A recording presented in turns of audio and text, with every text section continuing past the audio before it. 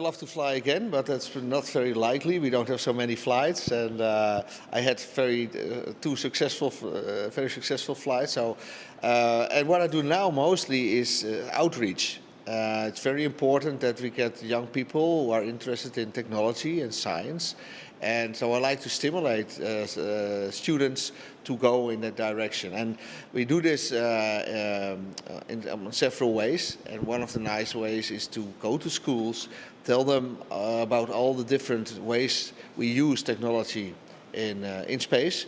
And on top of that, I also tell them how fragile the planet is, that we have to be careful with our planet. So that is an activity I do mostly.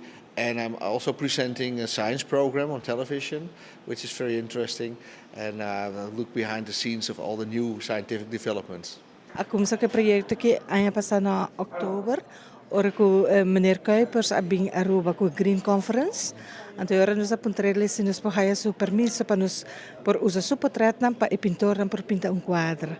Anto ela do cooperação total e tempo e anto asina nos comienza acerca pintoran desde eigenlijk desde Oktober, November, nee. Dus como se full school tauta por abai. Sim, vários muitos de escola é abai, antora ora na mês para conhecer Meneer Kuipers também não.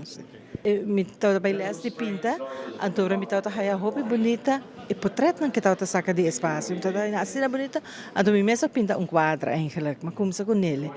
Anto assim ora Dus is dan is bezig com biblioteca escolar, andora nos ministério de fondo eigenlijk, papa nos cabelo, para pinturanan que houve com nós também começar com algo arte inspirado by André Kuipers. Pero já me será buscar em comissão externa se com apoio dame com me saco me por lá ribana. Dus assim nós começar com ele e door com mes agusa para nascer na hope e alguém a noite para wakta me quanto artista atrese fantasia, inspiratie, maar bonita mesmo. Wat heel bijzonder is dat heel veel artiesten schilderijen hebben gemaakt, geïnspireerd door foto's die ik vanuit de ruimte heb genomen. Van onze prachtige planeet en ook van binnen in het ruimtestation. En ja, heel bijzonder om te zien hoe mensen dat allemaal geïnterpreteerd hebben. Kraters, steden bij nacht, erg mooi. Ja, er is een hoop interesse en er wordt van alle kanten geboden op deze schilderijen. Erg leuk, het gaat ook allemaal naar een goed doel, dus dat is een prachtig initiatief. Ik vind het heel belangrijk dat kinderen een goede scholing krijgen. En dit gaat naar een gebouw om een bibliotheek te bouwen en de boeken en de inhoud van de bibliotheek. Dus het is een goed doel voor de kinderen. Ik was vorig jaar ook op Aruba voor de conferentie. Heb ik een lezing gehouden, veel mooie foto's laten zien. En dat heeft ertoe geleid dat iemand geïnspireerd raakte.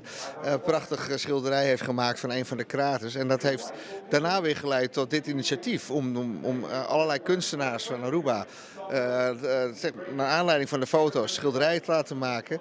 En die worden nu geveild voor dit goede doel. Erg leuk initiatief.